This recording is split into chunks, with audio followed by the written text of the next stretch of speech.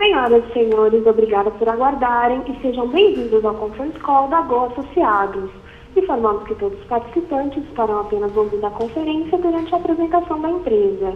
Em seguida, iniciaremos a sessão de perguntas e respostas, quando mais instruções serão dadas. Caso algum dos senhores necessite de alguma assistência durante a conferência, queiram, por favor, solicitar a ajuda de um operador digitando o *0. Agora, gostaria de passar a palavra para o Sr. Fernando Marcato. Por favor, Sr. Fernando, pode prosseguir. Boa tarde a todos. Vamos iniciar mais um Conference Call da Go Associados. Hoje o tema é sobre a crise hídrica e os usos múltiplos da água.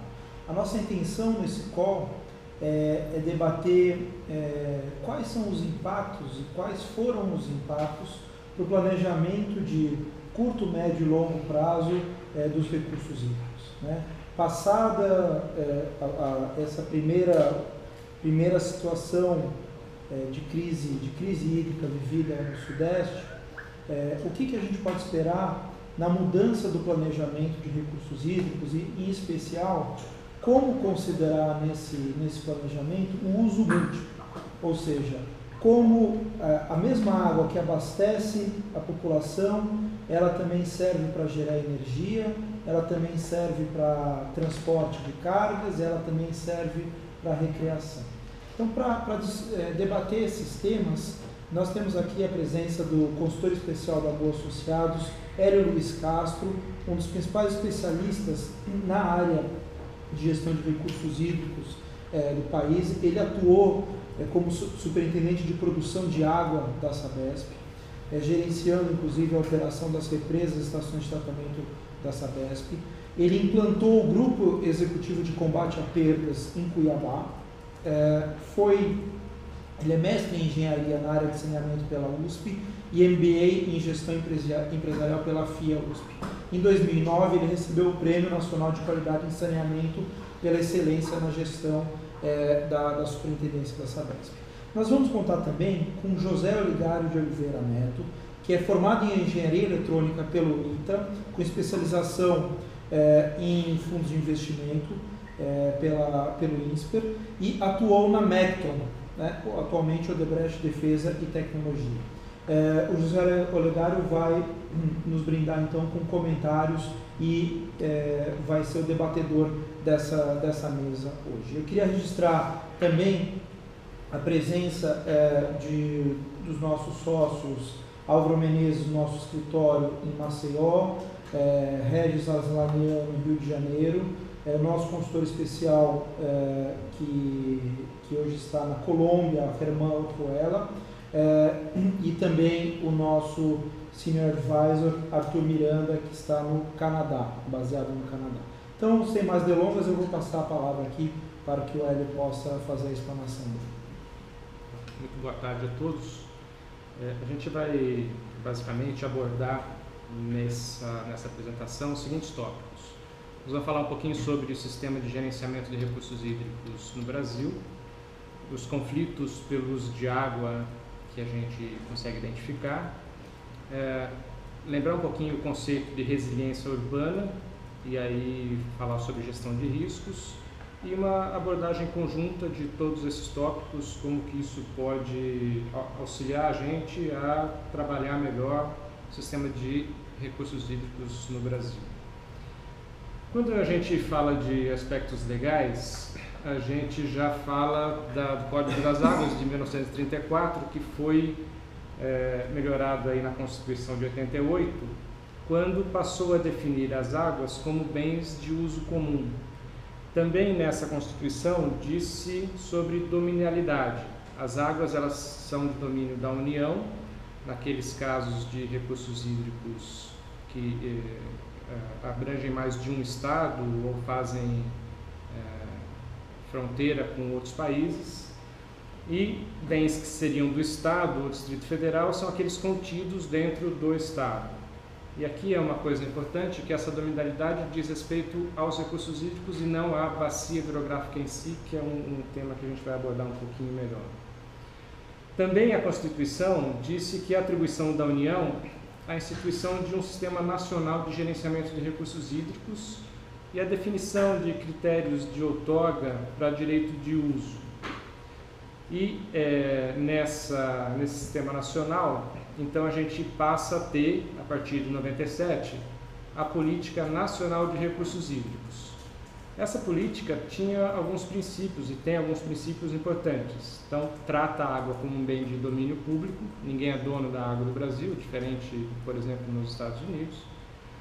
A água passa a ter valor econômico, que é bastante razoável. A gente não pode imaginar que o valor da água no Amazonas, próximo ao Rio Amazonas, seja semelhante ao valor da água numa região que tem escassez hídrica, como é a região metropolitana de São Paulo. Diz que os usos prioritários numa situação de escassez é o abastecimento público e dessedentação de animais, e fala sobre a necessidade de fazer uma gestão por bacia hidrográfica. Usa também e delimita aí alguns instrumentos de gestão. Quais são esses instrumentos? Então, é um plano de recursos hídricos. Então, um grupo vai discutir, vai fazer um diagnóstico da bacia e definir aonde essa bacia quer chegar em termos de qualidade e quantidade dos recursos hídricos existentes nessa região. Para isso, também vai permitir o enquadramento dos corpos d'água. Então, dentro dessa bacia, você pode ter uma água de uma qualidade excelente, mas para isso precisam ser dotadas ações nessa bacia para que essa água possa ter essa qualidade. E isso está associado a um outro instrumento da gestão, que é a outorga e a cobrança pelo uso. Então, dependendo de onde se quer atingir em termos de qualidade da água, você vai permitir que seja feito o uso dessa água ou não, e vai pagar por isso também. Então, tem que ter uma discussão bastante ampla com a sociedade para saber quanto ela está disposta a pagar para atingir uma água de boa qualidade. Então, isso é uma coisa bastante importante, porque quando se pergunta qual a qualidade que se deseja da água, a resposta sempre é a melhor possível. Mas talvez em algumas regiões seja bastante razoável admitir uma qualidade inferior, um enquadramento desse recurso hídrico numa qualidade inferior, e ter um plano para que essa água paulatinamente vá melhorando a sua qualidade até atingir aí sim aquilo que se deseja, compatível com a capacidade de pagamento dessa sociedade. Um outro instrumento importante é o sistema de informações sobre recursos hídricos. Ninguém consegue fazer gestão sobre aquilo que não se mede, então é importante medir tanto aspectos de quantidade como de qualidade. E ainda fala sobre compensação aos municípios, principalmente nos casos em que eles são proibidos de ter algum tipo de desenvolvimento industrial, por exemplo, porque são municípios voltados à preservação dos recursos hídricos. Bom, então, além da Política Nacional de Recursos Hídricos, nós temos também o Sistema Nacional de Gerenciamento de Recursos Hídricos. E, para que tudo isso aconteça, foi criado em 2001 a Agência Nacional de Águas, a ANA, que tem como principais atribuições aí a implantação de toda essa política de recursos hídricos, e é quem, de fato, tem o poder outorgante e de fiscalização pela outorga e cobrança do uso da água. É lógico que a ANA também se associa aos órgãos estaduais e delega a esses órgãos estaduais parte dessas atribuições, mas quem dá a palavra final é sempre a Agência Nacional de Águas. Então, é importante aqui a gente definir um pouquinho melhor o que é bacia hidrográfica. Então, na concepção da bacia, ela é uma área de captação natural da água da chuva e que converge tudo para um ponto único de saída. Então, dentro dessa bacia, pode existir uma cidade, pode existir um polo industrial, pode existir um polo agrícola. E que tamanho que é essa bacia? Para vocês terem uma ideia, a bacia hidrográfica no Brasil, nós temos 8 grandes bacias hidrográficas. A Amazonas é uma delas, a Bacia do Prata é outra,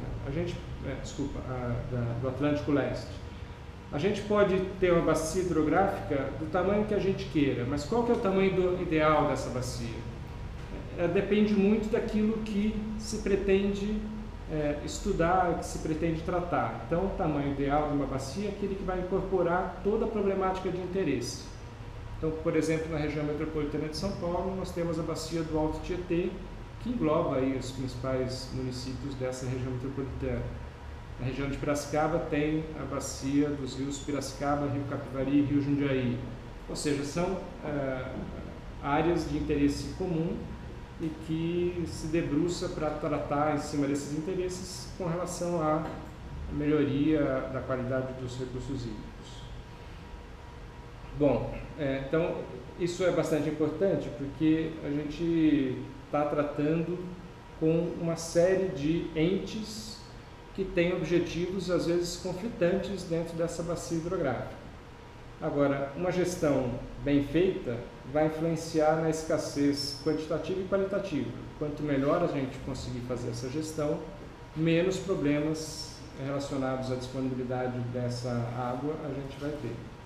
Então, é importante aí que as competências dos 3 entes federativos, União, Estados, municípios e também participação da sociedade civil seja efetivada para a gente ter uma gestão adequada de bacia hidrográfica. Quais são os usos múltiplos que a gente pode ter desses recursos hídricos? Por exemplo, abastecimento de água, controle de cheias, geração de energia elétrica, ao qual o Fernando já se referiu, navegação, turismo, lazer, esportes, indústria, agricultura, pesca. Agora, vamos lembrar que alguns desses usos eles são conflitantes entre si. Então, pense numa represa que tem a função principal de abastecimento de água. Se essa é a função da represa, a gente gostaria que ela estivesse sempre cheia. Porque aí, se tiver algum problema ou nos períodos de estiagem, você vai ter sempre água suficiente para o seu abastecimento. Agora, vamos imaginar que essa mesma represa também tem uma outra função que seja controle de cheias. Pois bem, uma represa para controle de cheias, o ideal é que ela esteja sempre vazia, porque toda vez que chover, essa água fica contida nessa represa e evita inundações depois da represa. Então, como é que você faz para gerir uma represa que, por um lado, precisa estar cheia para garantir abastecimento, por outro, precisa estar vazia para conter cheia? É justamente essas situações conflitantes que a gente precisa aí da engenharia, de modelos matemáticos, de informações, do sistema de informações, para a gente conseguir fazer a melhor gestão possível. Os conflitos que acontecem, os conflitos em geral podem ser de 3 naturezas. Aí. Os conflitos podem ser por conta de uma natureza cognitiva, está relacionado ao conhecimento. Às vezes a gente discute sobre coisas que não sabemos e muita coisa inadequada é dita numa situação dessa. Então, informações, estudos, transparência é extremamente importante para minimizar esse tipo de conflito. Tem um outro conflito que é de natureza política e, além desses esclarecimentos, dessas informações, dessa transparência, na natureza política, uma das formas de você resolver esse conflito é através de negociações. Alguém cede um pouco cede aqui, um pouco cede ali e tenta chegar num acordo. E tem um outro conflito de natureza ideológica, aí um pouco mais difícil de ser resolvido, porque são visões de mundos diferentes. Mas também esse conflito de natureza ideológica requer esclarecimentos, requer informações, negociações, mas em geral ele é mais bem resolvido quando se tem uma liderança carismática e que tem um poder de convencimento para a gente conseguir minimizar esses conflitos. O fato é que quando a gente tem eventos extremos, no caso dos recursos hídricos, tanto de excesso de água quanto falta de água, esses conflitos tendem a se acirrar. E aí a gente trata um pouquinho também sobre o conceito de resiliência urbana. O que é uma cidade resiliente? Então, na definição da United Nations International Strategy for Disaster Reduction, nós temos que uma cidade resiliente é aquela que tem a capacidade de resistir, absorver e se recuperar de forma eficiente dos efeitos de um desastre.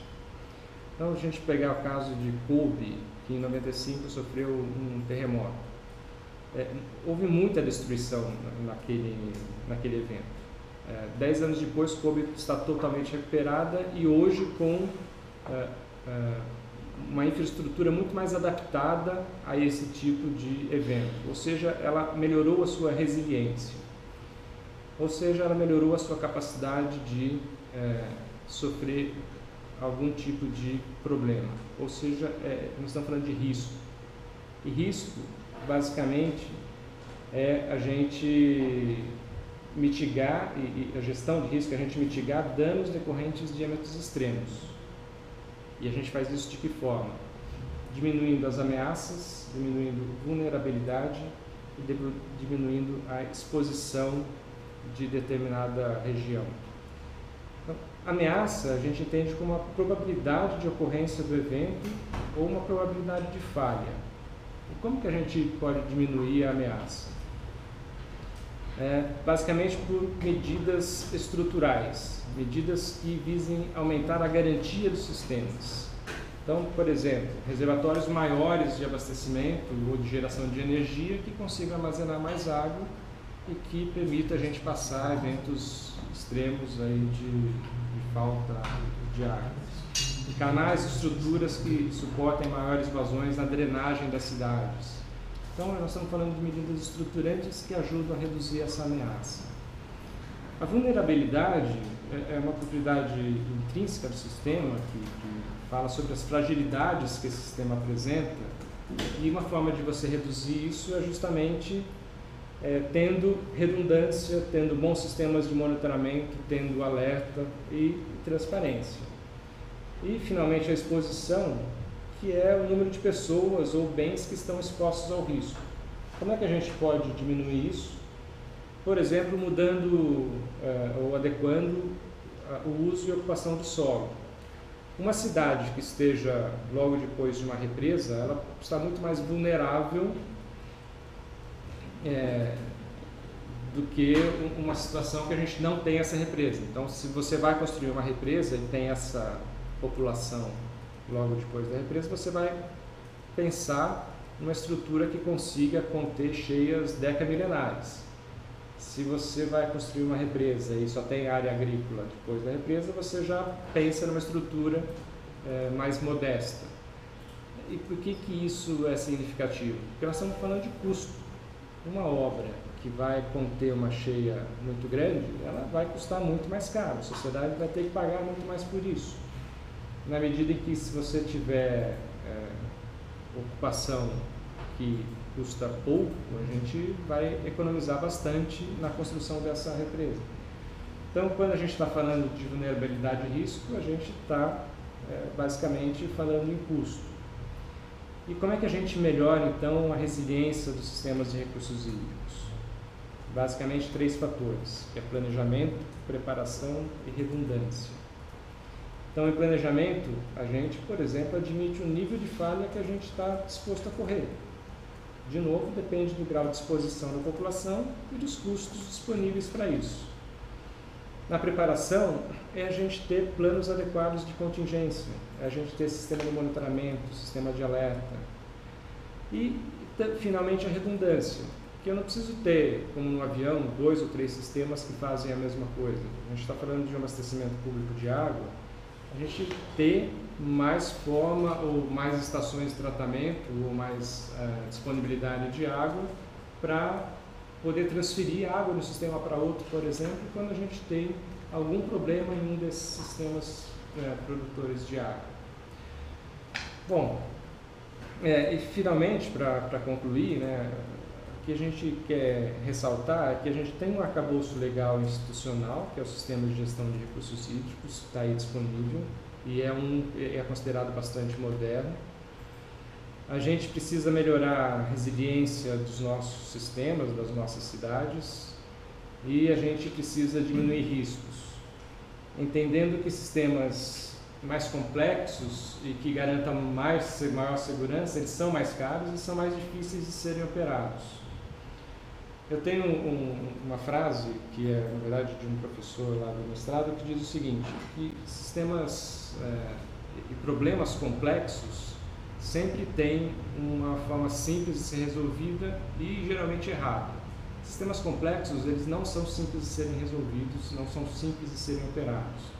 A gente precisa, para isso, desenvolver melhor as nossas instituições, desenvolver melhor as pessoas que trabalham nesse meio, para a gente conseguir aí sim fazer uma gestão mais adequada e trazendo menos risco, menos problema para a sociedade em geral.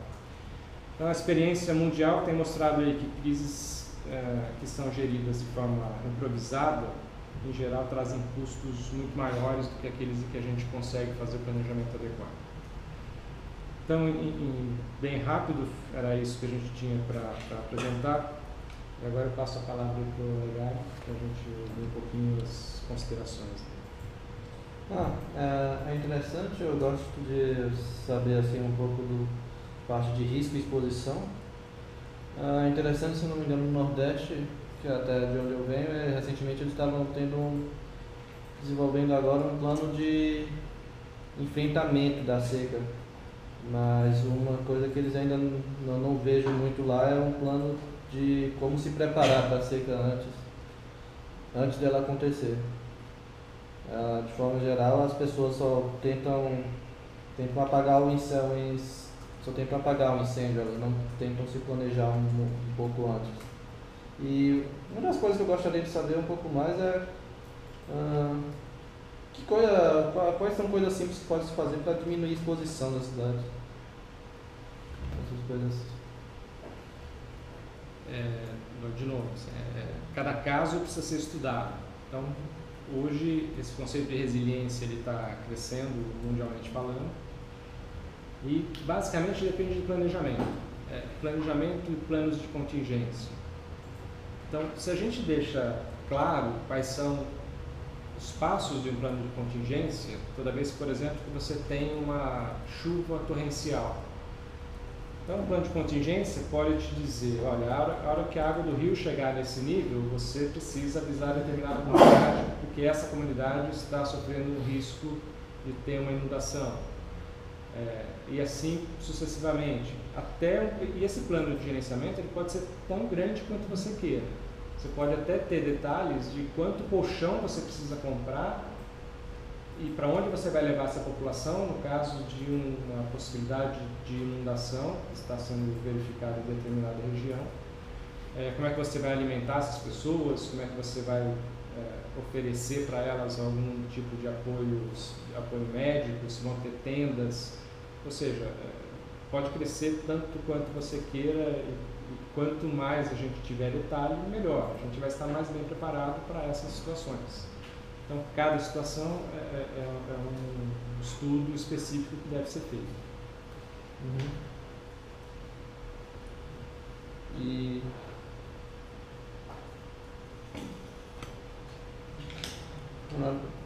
a parte de puxando também um pouco na minha área, um pouco na parte de riscos, como é feito exatamente os estudos de risco? Eles pegam os estudos do INPE, exatamente que é o planejamento de chuva? De novo, né? A gente está falando de recursos hídricos, então, coisas que estão envolvidas nessa análise de risco. Escorregamentos de encostas. Aí você precisa de estudos que demonstrem quais os riscos de escorregamento de morros, se existe uma população que pode ser afetada por isso, então aquilo que a gente tinha falado de exposição, quem está exposto a esse tipo de risco. E aí você vai ter que fazer uso de institutos de pesquisa. Então, o Instituto de Pesquisas Tecnológicas do Estado de São Paulo tem um mapeamento de zonas de escorregamento. De novo, em recursos hídricos, são importantes as previsões meteorológicas.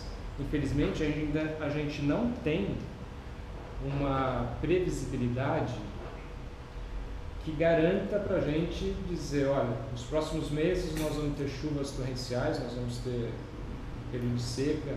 Então, isso ainda não está totalmente desenvolvido e tem muito campo ainda para crescer, e que isso daria uma garantia, uma segurança muito maior para os gestores de recursos hídricos em todo o país. Então a gente realmente precisa melhorar, desenvolver mais estudos, mais pesquisas, para que tenhamos uma informação prévia da evolução climática no país e nas regiões de interesse que a gente esteja estudando. Ok, muito obrigado.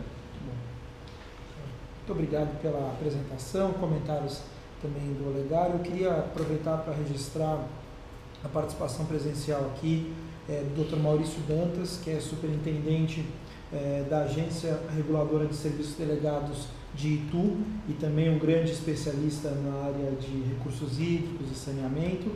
Então, vamos passar agora as perguntas. Não sei se o Dr. Maurício quer fazer alguma pergunta, algum comentário. Deixa eu utilizar aqui para o Maurício.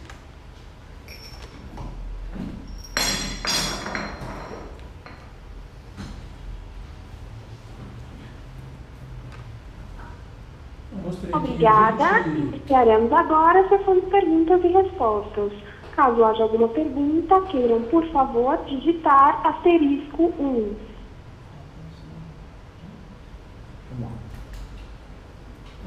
Foi comentado sobre a questão da resiliência, né, dos sistemas, dos municípios. Vejo que na questão de recursos hídricos, os municípios, de modo geral, têm alguns técnicos, mas o monitoramento hidrológico é muito precário ou inexistente. Então seria interessante a gente desenvolver ou tentar dar alguma orientação para quem quer implantar monitoramento hidrológico que vai nos auxiliar não só para o sistema de água e esgoto da cidade, mas como vocês já falaram, isso envolve defesa civil, a resiliência de toda uma região, do município como um todo. E também gostaria de dizer que ontem conversei com o pessoal da geologia da Unesp, aqui do interior de São Paulo, Rio Claro, e tu desenvolve um trabalho de monitoramento hidrológico dos mananciais subterrâneos. Então, há muito desconhecimento e falta proposições para a gestão da nossa água subterrânea. Eu gostaria de ouvir de vocês também algum comentário em relação à água subterrânea nesse contexto aí de problema com recursos hídricos e crise, né, como nós vivemos no ano passado, e tudo foi um exemplo, né, tivemos uma crise violenta aí no segundo semestre. Então, eu gostaria de repassar, era esse comentário. Primeiro, falando um pouquinho sobre monitoramento hidrológico, é bastante importante, aqui a gente remete novamente à necessidade de planejamento. Monitoramento é você ter equipamentos que consigam medir adequadamente vazão, qualidade da água, nível do rio, nível do lago, qualidade da água do lençol subterrâneo. Então, isso precisa ser planejado para você saber aonde você coloca essas estações de medição. E uma coisa importante é você efetivamente utilizar esses dados. O que a gente tem visto, por quê? Porque um monitoramento hidrológico não é uma coisa barata, ela custa caro e você precisa o tempo todo fazer manutenção. Então, ter uma sonda de qualidade de água no rio, você vai precisar fazer manutenção dessa sonda, manutenção desse equipamento, quase que semanalmente ou diariamente, dependendo do que você está medindo.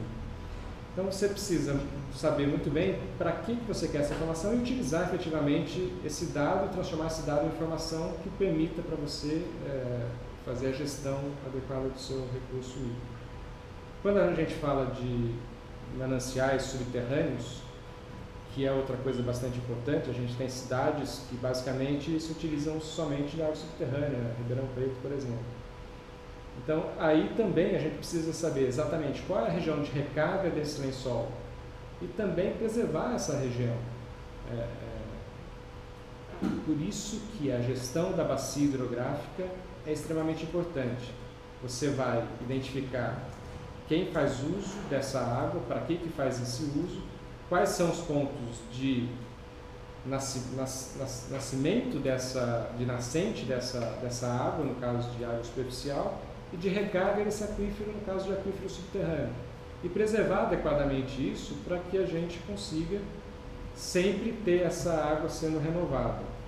Em algumas regiões do mundo é feito a recarga extra do lençol subterrâneo. Então você pega, por exemplo, uma água de reuso, injeta novamente no seu aquífero para você poder sempre ter essa água. Então fazer o monitoramento do nível do lençol subterrâneo também é importante, porque achar que o lençol subterrâneo não vai acabar nunca é outra coisa errada, porque ele acaba também. Então se houver uma superexploração, também vai estar fadado a sofrer escassez de água. Então conhecer a sua bacia hidrográfica, os pontos de recarga e fazer um monitoramento adequado nós estamos falando de planejamento e é base para você ter uma gestão adequada desse recurso hídrico subterrâneo também.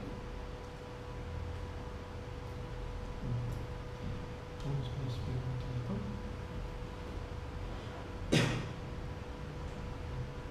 então. Obrigada. Iniciaremos agora a sessão de perguntas e respostas.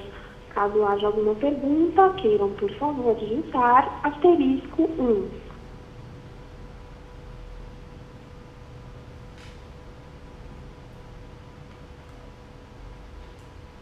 O senhor Fernando Von Zupen, da Tetra Pak, gostaria de fazer uma pergunta.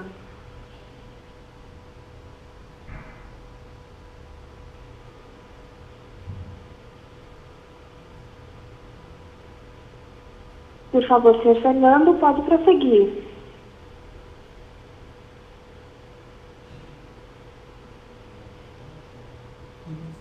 Senhor Fernando? Boa tarde a todos. Na verdade é um comentário e uma pergunta, né? O comentário é que a utilização de água de lençol freático deveria ser terminantemente proibido no Brasil, né? Você está utilizando um bem precioso para o futuro para lavar carro, por exemplo. Então, cidades que utilizam 100% de lençol freático deveriam ser banidas, né? Na verdade. O segundo ponto é que está se falando muito no final da linha e não se fala no início da linha, que é a preservação dos lençóis freáticos, né? Sem essa preservação e sem o pagamento por serviço ambiental dos pequenos sitiantes, das pequenas propriedades, essa água é finita. Então, essas grandes empresas, na verdade, elas falam de grandes obras e do final da linha. Então, essa que é a minha pergunta. Não seria mais fácil preservar os mananciais do que investir bilhões em obras? Ok, com certeza o ideal seria que a gente pudesse preservar os mananciais. E aí a gente passa a ter problemas outros, como por exemplo problemas sociais, em que é muito difícil você conter a ocupação de áreas de preservação de mananciais. Já teve legislação na década de 70 que tinha justamente essa finalidade e aconteceu o inverso do que se esperava. Na medida em que você proibiu o uso daquela área para qualquer tipo de ocupação, baixou extremamente o valor da área e ela passou a ser alvo de ocupações irregulares. Então você precisa sempre ter a gestão, você precisa ter uma ação social, você precisa colocar essas pessoas em locais adequados, tentando preservar isso. Então, não tenho dúvida de que é importante e é mais barato preservar os mananciais, as áreas de nascentes, do que depois você remediar isso, que é uma coisa que não é simples de ser resolvida, mas realmente precisa ser feita. Agora, eu vou me permitir discordar um pouquinho da sua afirmação, quando você diz que as cidades que usam água subterrânea devem ser banidas. Não sei se foi essa a sua colocação, mas existem algumas cidades que não têm água superficial e elas, para sobreviver, precisam de água subterrânea. E desde que você faça um uso adequado, não superexplore o manancial, não tem razão para você não utilizar isso. Então, a gente tem diversos aquíferos que, se bem utilizados, podem perfeitamente suprir água. Você tem o caso, por exemplo, de Campo Grande. Campo Grande tem rios superficiais que são utilizados para abastecimento, mas também faz exploração de aquíferos subterrâneos de forma bastante adequada. Então, assim, não vejo a necessidade de banimento dessas cidades. Talvez uma gestão mais adequada permita que essas cidades utilizem esses aquíferos.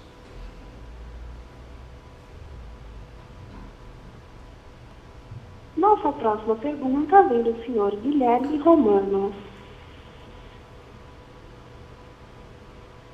A minha pergunta, ela diz respeito do uso da água na indústria. A gente observa, ouve muito falar sobre o uso da água doméstico, né? E a gente acaba esquecendo um pouco, enfim, às vezes de comentar sobre o uso da água na indústria. E grande parte da água, do que nós dispomos, é usado mais na indústria do que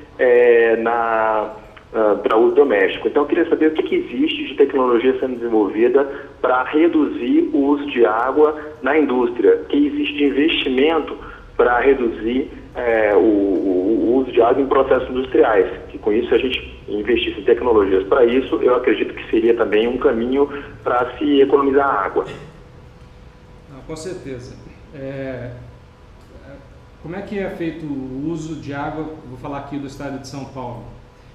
45% da água é uso doméstico, 23% é uso industrial, 27% irrigação e outros usos 5%. Especificamente na região metropolitana, nós estamos falando que 61% da água é uso doméstico e 16% é uso industrial. Então, o que a gente tira daí? Que cada região tem uma vocação. Você provavelmente vai identificar regiões em que o uso de água para a indústria supera o uso de água para irrigação. Mas o que tem sido feito pelas indústrias são ações principalmente de reuso de água e de forma de uso mais racional. Então, antigamente, uma indústria de refrigerante ou de cerveja gastava muito mais água do que gasta hoje. E isso aconteceu por duas necessidades. Uma, pela escassez, que existe em diversas regiões, no caso do Brasil, e outra pelo custo. Mesmo as indústrias que se utilizam de água bruta e elas fazem o seu tratamento, pela aquela política nacional de recursos hídricos, hoje existe a cobrança pelos recursos hídricos. Então ela paga também por essa água que ela retira do manancial, seja superficial, seja subterrâneo, para utilizar como insumo.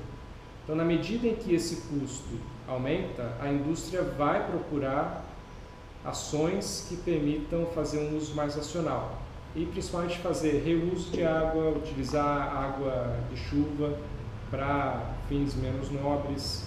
Então, uma série de ações estão sendo verificadas nas indústrias e, no limite, algumas indústrias até saem de regiões em que a água é extremamente cara, porque se é o seu insumo principal, ela vai se mudar para uma região em que esse insumo seja menor, seja mais barato, para baratear também o seu produto e ela continuar tendo competitividade para vender esse produto final.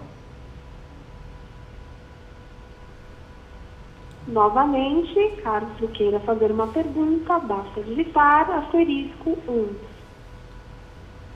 Eu vou aproveitar para fazer mais uma pergunta aqui, bastante específica para o Hélio.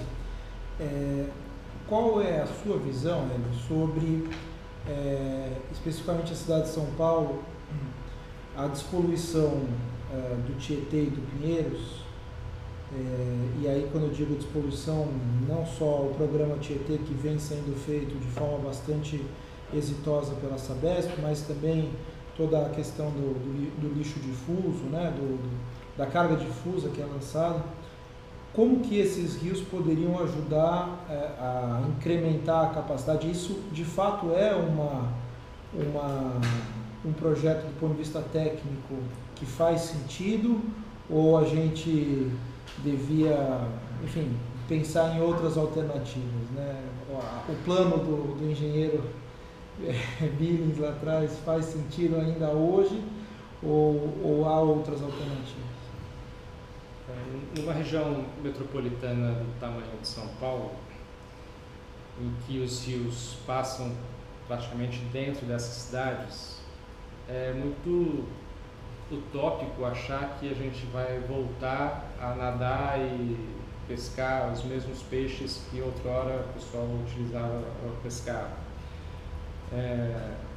Um pouco porque é muito difícil você fazer a gestão desses efluentes domésticos ou industriais.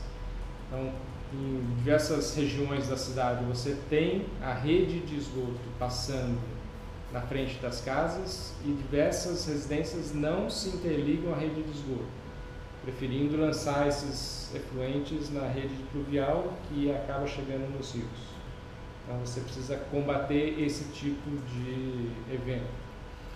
Mas tem um outro problema que você comentou, que é a poluição difusa. A poluição difusa ela está intrinsecamente ligada à chuva. Você ficar 2 dias, 3 dias numa época de estiagem, você passar o dedo sobre o seu carro ou em cima do móvel na sua casa, você vai ver que tem uma camada de poeira bastante significativa. Quando chove, tudo isso é lavado e levado para os rios. Isso significa uma carga de poluição extremamente elevada. Nos Estados Unidos, na década de 80, eles tinham uma intenção de fazer uma redução total da poluição difusa. Eles investiram bilhões de dólares e chegaram à conclusão de que não era viável, porque é uma coisa extremamente cara e difícil de ser conseguido. Então, numa sociedade como a nossa, que a gente não tem recursos sobrando, é bastante importante a gente focar em, primeiro, coletar adequadamente esses esgotos, tratar esses esgotos e com isso melhorar a qualidade de vida e dos rios, e no momento seguinte você aí sim partir para controle da poluição difusa. Os próprios piscinões, eles poderiam ter uma outra função, e em alguns outros países eles fazem essa função dupla, que é, além de você conter a água numa situação de chuva intensa e evitar inundações localizadas, em alguns países essa água imediatamente é levada para um tipo de tratamento para depois ser lançada nos rios. A gente pensar isso aqui em São Paulo, em que a gente ainda não tem todo o esgoto tratado, talvez seja ser muito otimista nesse momento. Acho que a gente tem que caminhar para isso, tem que ter isso como horizonte, mas são ações que não são resolvidas no curto prazo. Então, infelizmente, ainda a gente vai conviver com o Rio Tietê e o Rio Pinheiros em situações que a gente não gosta realmente. Ninguém gosta de passar ao lado do rio e ver o estado desses rios, mas ele não é uma ação que se resolve em curto prazo e também precisa de muito recurso. E esse projeto de remoção de esgoto que tem sido desenvolvido pela concessionária de São Paulo tem buscado esse objetivo, que é retirar todo o esgoto do rio e tratar o esgoto que é coletado. Novamente, caso queira fazer uma pergunta, basta digitar *1. Mais uma pergunta aqui, doutor Maurício. Falando em região metropolitana aqui de São Paulo, e lendo alguns comentários de técnicos, de acadêmicos, estudiosos e tal, gostaria que você comentasse alguma coisa. O professor espanhol da USP chegou a comentar alguma coisa de que na Grande São Paulo, dado o estresse hídrico, vamos dizer assim, um dos nossos fontes de água são justamente os tratamentos de esgoto. Você acha que vai ser possível, é possível mudar o conceito e a gente poder tratar esses esgotos e reverter para o sistema de água para o abastecimento de água tratada da população?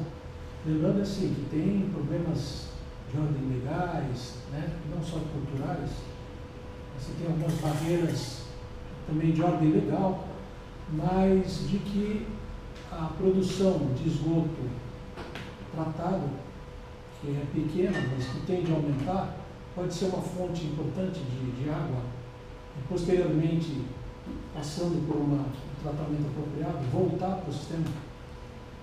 Sim, é uma questão bastante interessante, que na verdade o que você está dizendo é que existem algumas bacias hidrográficas que exportam água.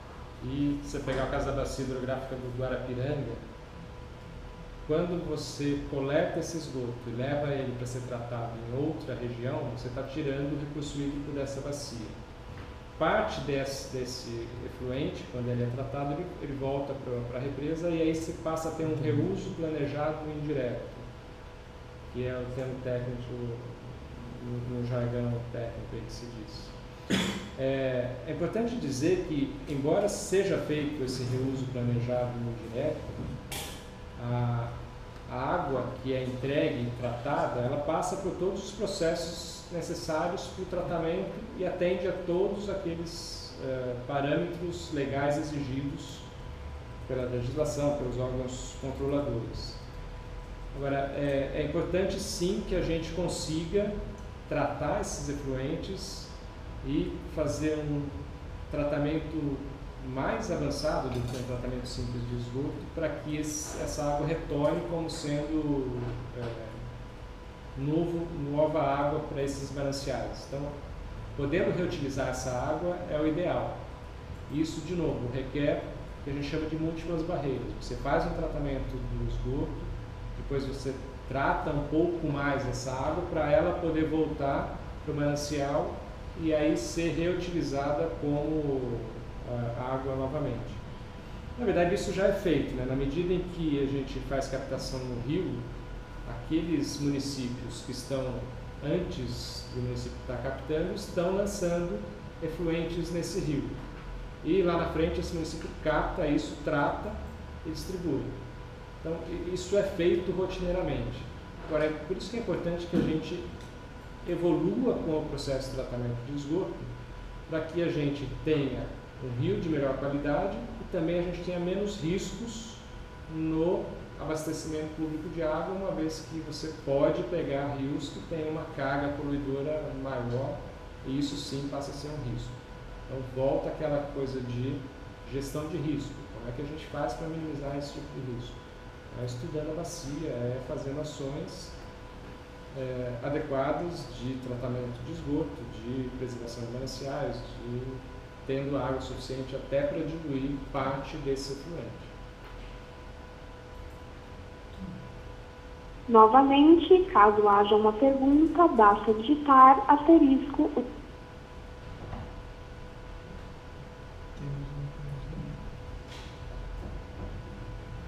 Mais uma vez, caso queiram fazer uma pergunta, basta digitar asterisco 1.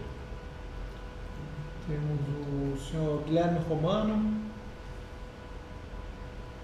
O senhor Guilherme Romano gostaria de fazer uma pergunta. Hélio, eu tenho mais uma pergunta, só que agora é relacionada então ao uso doméstico, considerando a região metropolitana de São Paulo.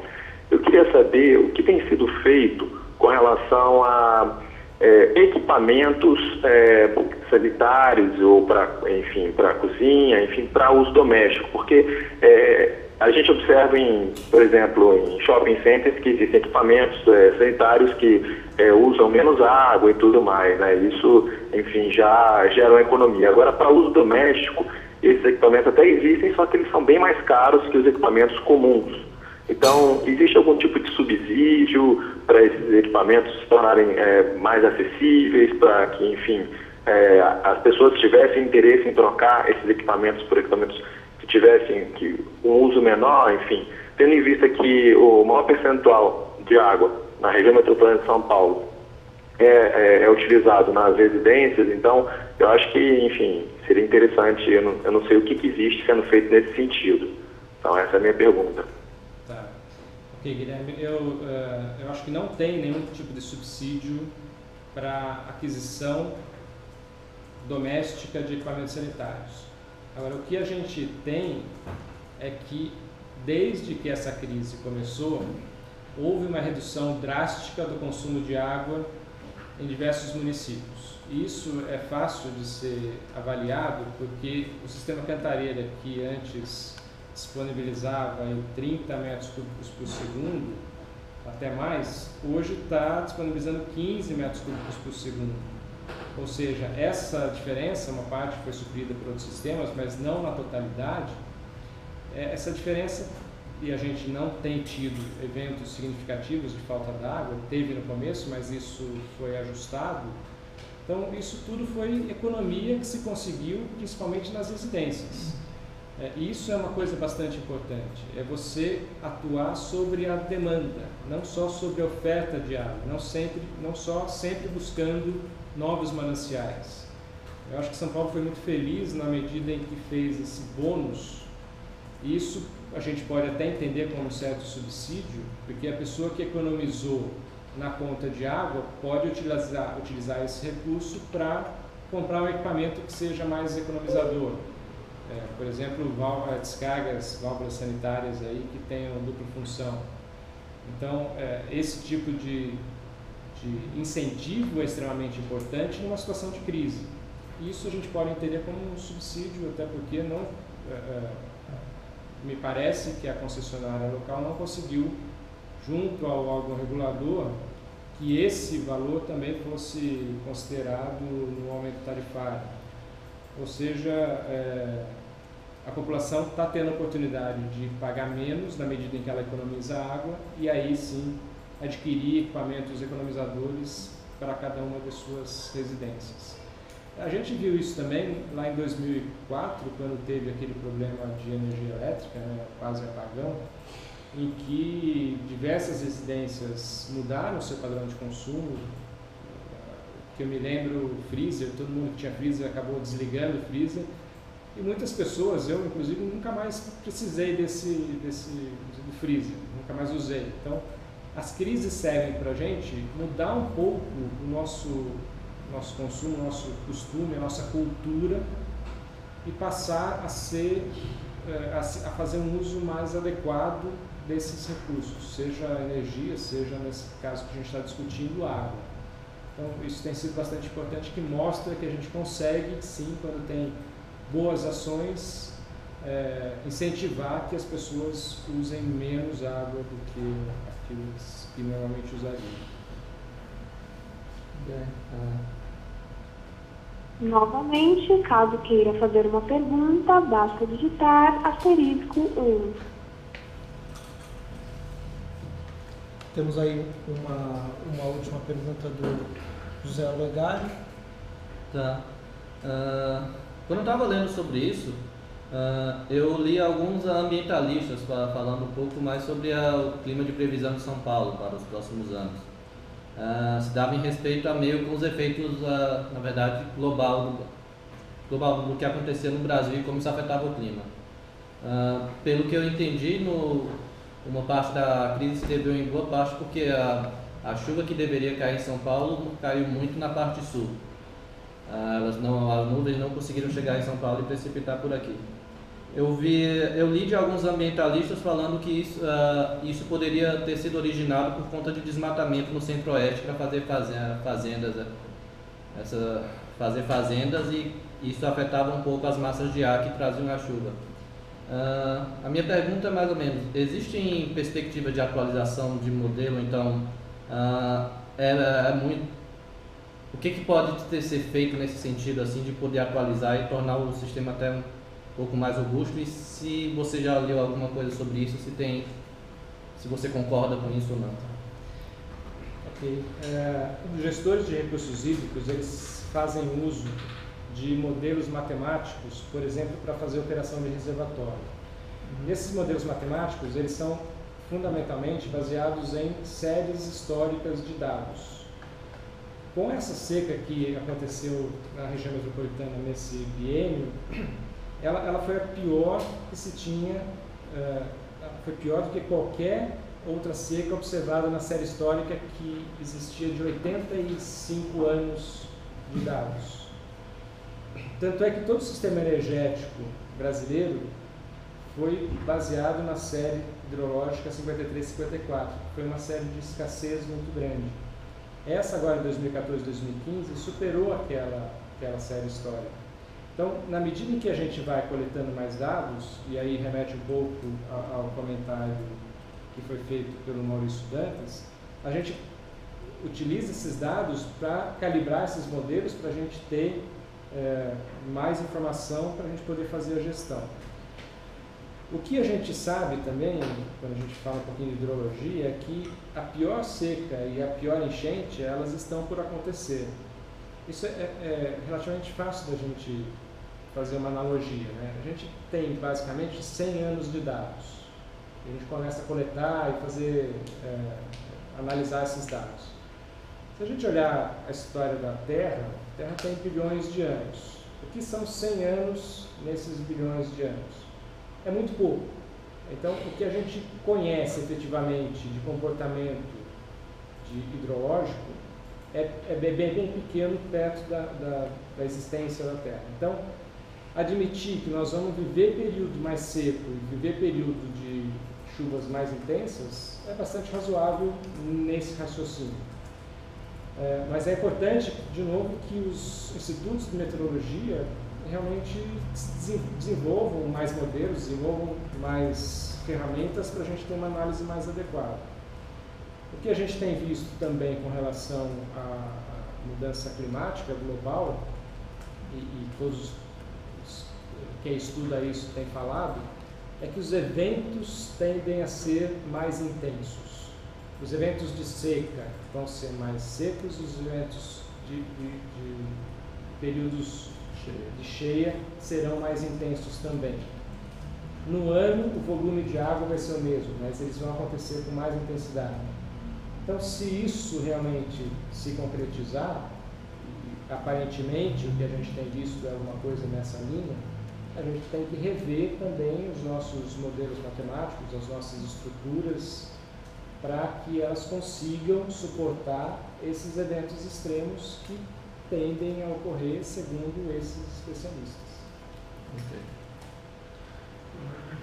Então, o último comentário aqui do Maurício, para que a gente encerre. Hélio, se você me permitir, só para a gente ilustrar, tem alguns números que são interessantes. Na região de Itu, os mananciais são intermunicipais, são pequenos, bacias, né? Mas o ano passado, no período de inverno, eu registrei, porque nós fizemos medição em campo, não por estudo hidrológico, mas por medição em campo, efetivamente, choveu, você tinha disponibilidade hídrica nas bacias em média, 23% do Q7 e 10, que é considerada a vazão mínima na hidrologia.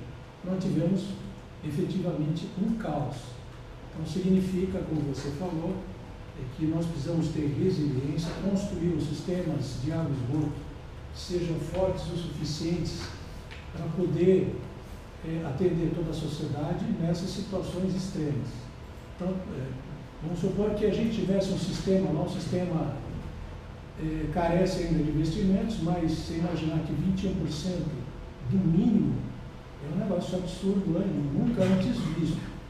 Um outro dado importante também, a gente, entre junho desse ano e junho do ano passado, houve um consumo menor de 23% de água, que também é reflexo, apesar de não estar na Grande São Paulo, mas também é reflexo das campanhas intensamente divulgadas, né, na imprensa escrita, falada.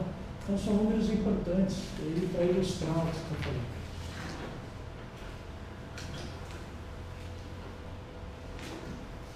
Muito bom. Bom, queria mais uma vez agradecer ao Hélio, ao José Olegário, ao Maurício pelas importantes intervenções e esclarecimentos. Acho que é um tema que ele continua na pauta, ele é fundamental para um bom planejamento da política pública. E eu queria aproveitar também para anunciar o próximo conference call que nós vamos organizar da Boa Associados na sexta-feira, às 14 horas, horário de Brasília. O tema é Cenários para a Crise Política e a Economia, e contará com a participação, será um call organizado em conjunto pela Boa Associados e pela consultoria norte-americana Eurásia. para tratar justamente da atual crise política e econômica pela qual o país vem passando. O procedimento é o mesmo, o dial-in será divulgado no convite, mas a gente gostaria de contar com a participação de todos vocês. E nós também vamos disponibilizar, o Hélio utilizou como base dessa apresentação dele um PowerPoint, e o PowerPoint vai ser disponibilizado para todos os participantes, vai estar também no link do YouTube da Go Associados, Facebook e nosso site, e ficamos obviamente à disposição aí para qualquer esclarecimento. Mais uma vez, obrigado a todos e boa tarde. O Conference Call da Go Associados está encerrado. Agradecemos a participação de todos. Tenham uma boa tarde.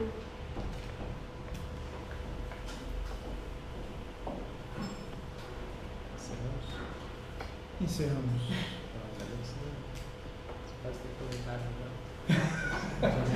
Acaba que a notícia é que o Alckmin descartou o rodízio.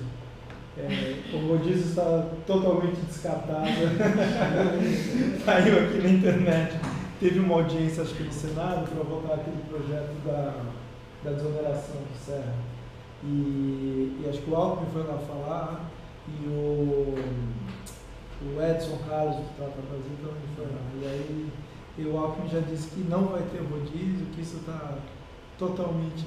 outra coisa é o plano de contingência que foi exigido, gastar dinheiro aqui, não vai ter problema. Ele não percebe que ele pode ter um desgaste muito menor. Se tem um plano de contingência claro, assim, chegou naquele nível, vou ter que aumentar a